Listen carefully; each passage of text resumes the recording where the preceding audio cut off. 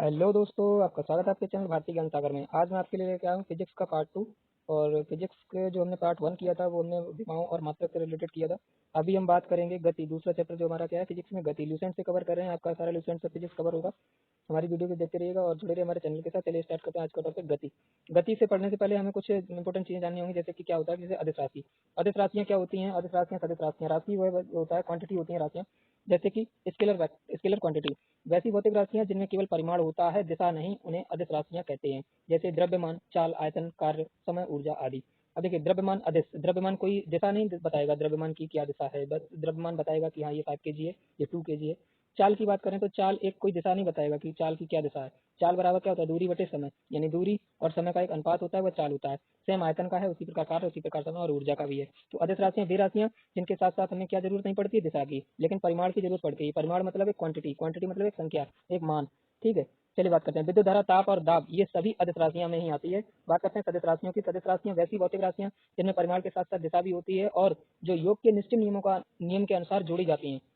देखिए, 12th में आपने पढ़ा होगा वेक्टर, जैसे कि कैपिटल ए या प्लस कैपिटल बी, तो उनके ऊपर वेक्टर बना होता था। वेक्टर मतलब एक एरो का चिन्ह, याद आया होगा कुछ आपको। तो वही राशियां सदिश राशियां होती थी। उनके जोड़ के कुछ नियम भी होते थे, वो एक नियम के अनुसार, निश्चित नियम के अनुसार ही जोड़ी जाती थी। उन्हें सदिश राशियां कहते हैं। वेग है, विस्थापन है, बल है, त्वरण है, सदिश राशियों के अंतर्गत आते हैं।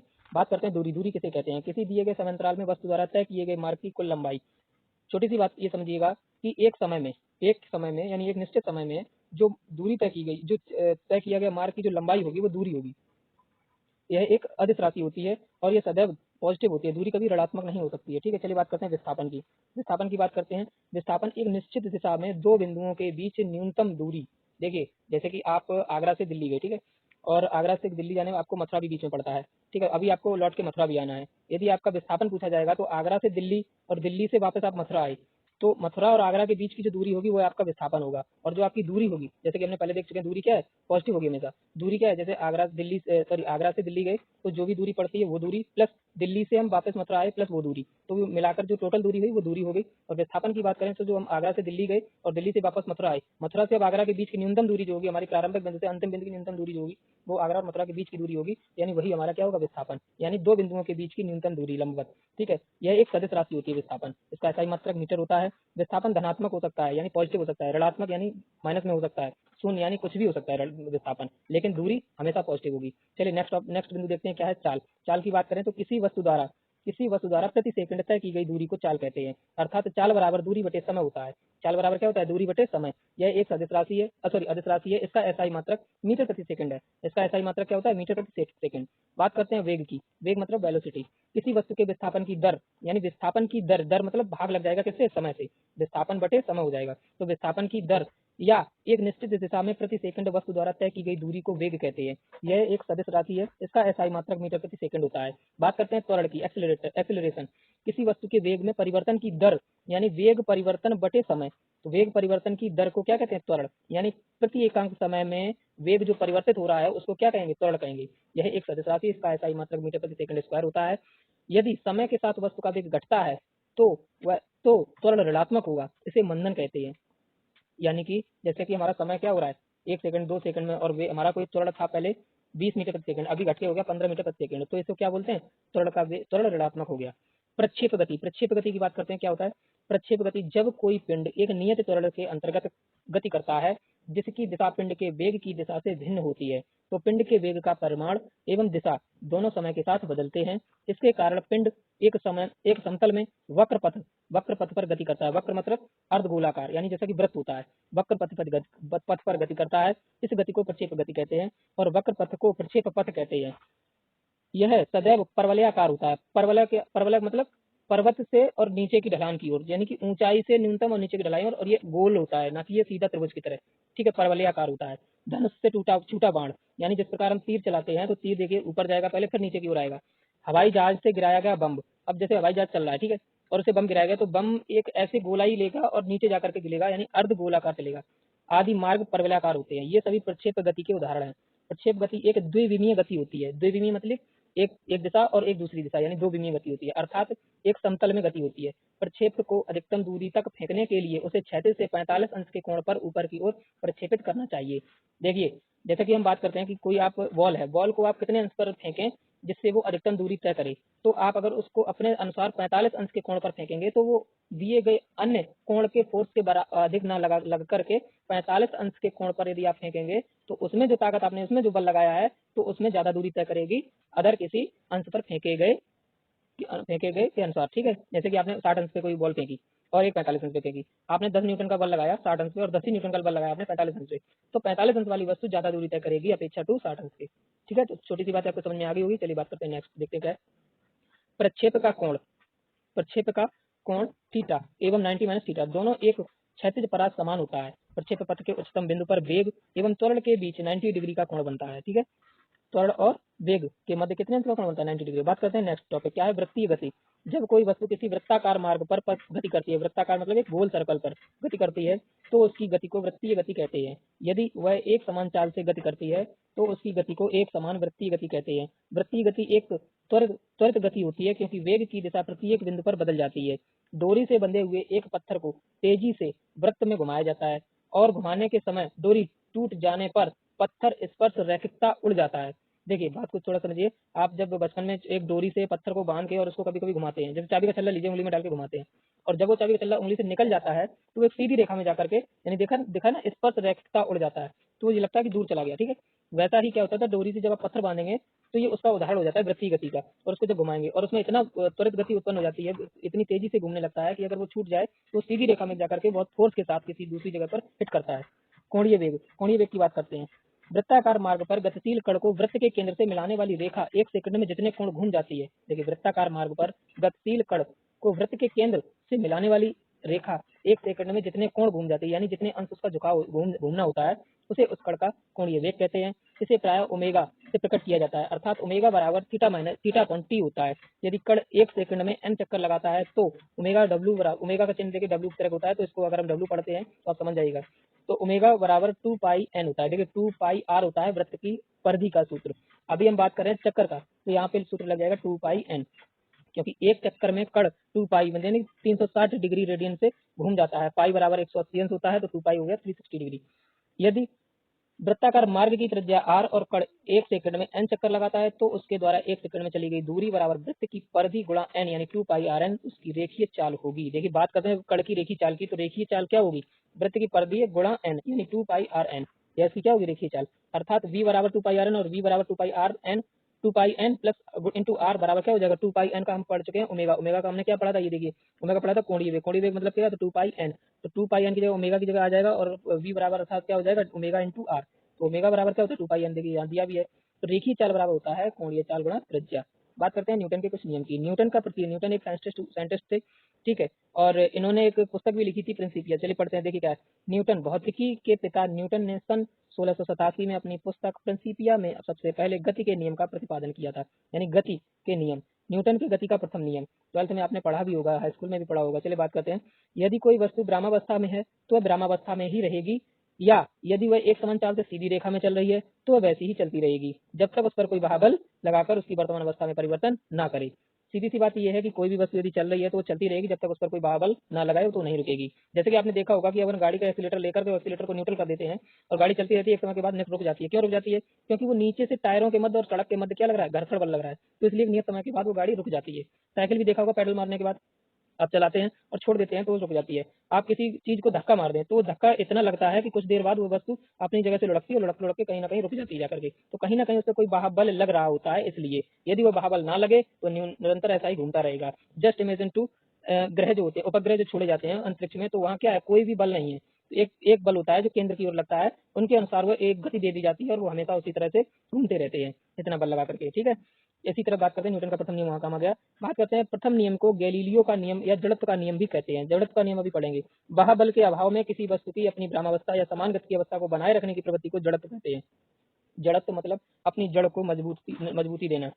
प्रथम नियम से बल की परिभाषा मिलती है, तो न्यूटन के प्रथम नियम से हमें बल की परिभाषा मिलती है। बल की परिभाषा क्या है? बल वह कारक है जो किसी वस्तु की प्रारंभिक अवस्था में परिवर्तन कर देता है या परिवर्तन करने की चेष्टा करता है। बल एक सदिश राशि, इसका एसआई मात्रक न्यूटन होता है। देखिए बल आपने जो राशि पढ़ी होंगी पहले, तो हमने उसको पढ़ाया था आपको, बल न्यूटन, न्यूटन मात्रक क्या होता है, और उसको सीजीएस पद्धति में उसका डायन मात्रक होता है, एसआई पद्धति में मात्रक होता है न्यूटन। बल की बात करें तो देखो प्रथम नियम हमने पढ़ा है क्या है कि वह वस्तु अवस्था परिवर्तन तब तक नहीं होगी जब तक उस पर कोई बाह्य बल ना लगे। और बल की परिभाषा क्या है, वह कारक है जो किसी वस्तु की अवस्था में परिवर्तन कर दे या परिवर्तन करने की चेष्टा करे तो बल कहलाता है। सीधी सी बात ये रिलेट कर रही है, आप उसको ज़्यादा दिमाग पे ना लेते हुए सीधी से समझने की कोशिश करिएगा। जड़त्व के कुछ उदाहरण हैं। जड़त्व क्या होता है, देखिए ठहरी हुई मोटर या रेलगाड़ी के अचानक चल पड़ने पर उसमें बैठे यात्री पीछे की ओर झुक जाते हैं।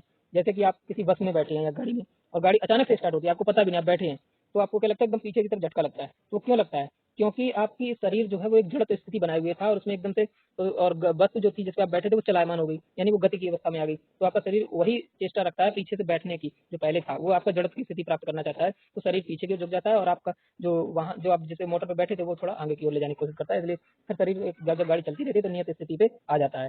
चलती हुई मोटर कार के अचानक रुकने पर उसमें बैठे यात्री आगे की ओर झुक जाते हैं। जैसे अब गाड़ी चल रही है और चलते चलते एकदम अचानक रुकती है, डायरेक्ट ब्रेक लगाती है, तो जो उसमें जो सवारी है वो आगे की ओर थोड़ी सी झुक जाती है। क्यों, क्योंकि अभी तक वो गतिमान थी, उसे नहीं पता, शरीर को नहीं पता कि वो झुकने वाला, वो रुकने के लिए बोल रहा है, लेकिन वो शरीर झुक जाता है आगे की ओर थोड़ा सा भी।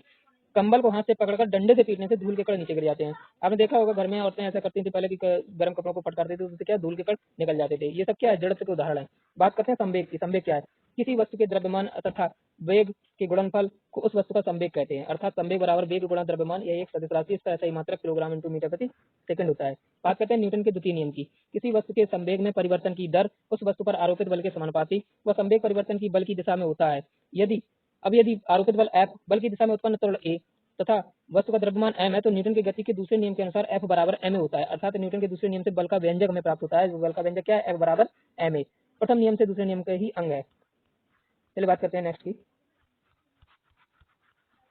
न्यूटन का तृतीय नियम। तृतीय नियम क्या कहता है, प्रत्येक क्रिया के बराबर परंतु विपरीत दिशा में प्रतिक्रिया होती है। यानी कि आपने किसी को तमाचा मारा तो आपके हाथ में भी कुछ लगेगा। यदि आपने गेंद ली और गेंद को दीवार पे मारा तो दीवार से जो फोर्स लगा, आपने गेंद को दीवार पे मारा यानी गेंद ने दीवार को हिट किया और दीवार से में प्रतिक्रिया मिली तो गेंद वापस लौट के आई।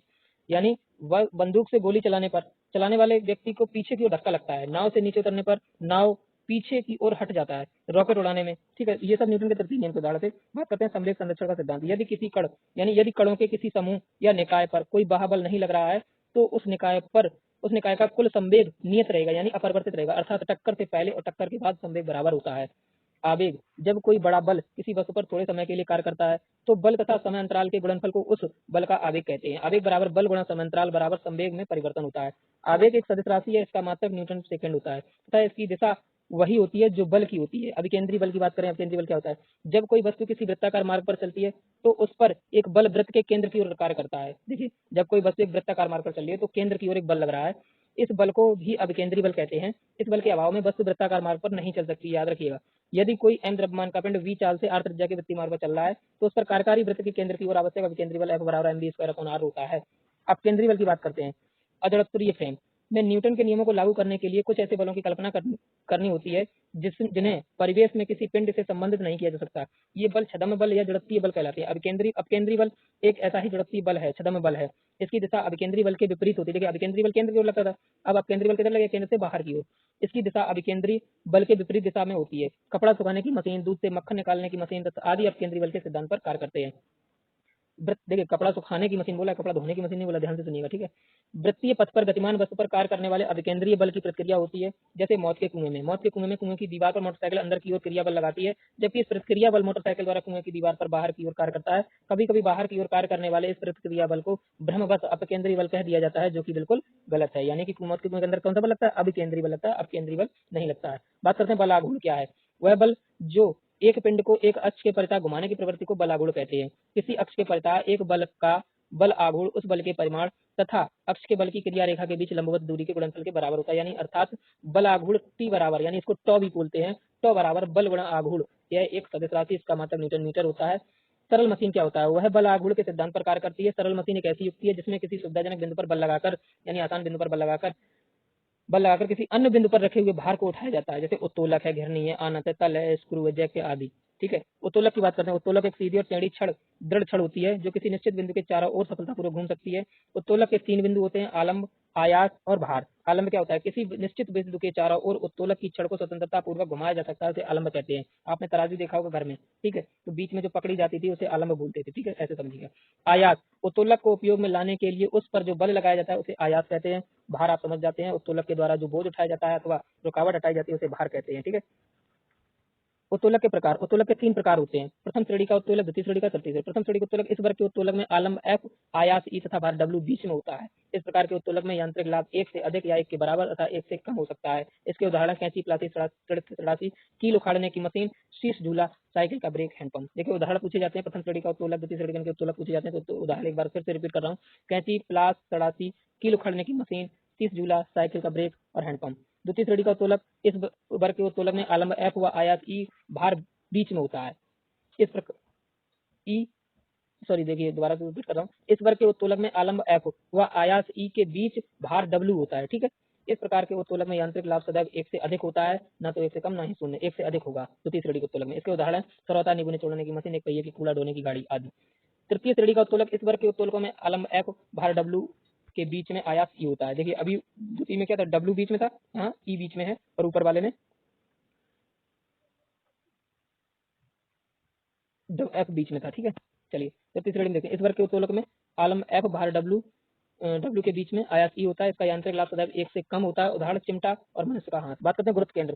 किसी वस्तु का गुरुत्व केंद्र वह बिंदु होता है जहां वस्तु का समस्त भार कार्य करता है, चाहे वस्तु जिस स्थिति में रखी हो। वस्तु का भार गुरुत्व केंद्र के ठीक नीचे की ओर कार्य करता है, अर्थात गुरुत्व केंद्र वस्तु के भार के बराबर। ऊपरी मुखी पर बल लगाकर हम वस्तु को संतुलित रख सकते हैं। संतुलन की अवस्था की बात करते हैं तो 3 प्रकार के होते हैं, स्थायी, अस्थायी और उदासीन। स्थायी संतुलन क्या होता है, यदि किसी वस्तु को उसकी संतुलन की स्थिति से थोड़ा विस्थापित किया जाए और बल हटाने की पुनः वह पूर्व स्थिति में आ जाए तो ऐसे संतुलन को स्थायी संतुलन कहते हैं। अस्थायी संतुलन, यदि किसी वस्तु को उसकी संतुलन अवस्था से थोड़ा सा विस्थापित करके छोड़ने पर वह पुनः संतुलन की अवस्था में न आए तो इसे अस्थायी संतुलन कहते हैं।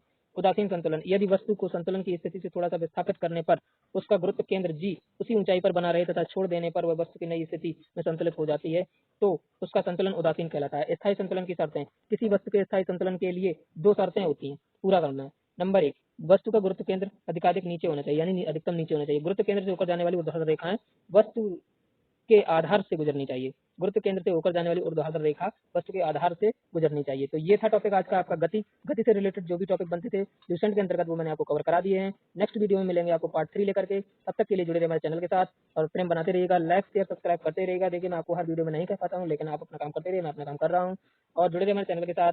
धन्यवाद।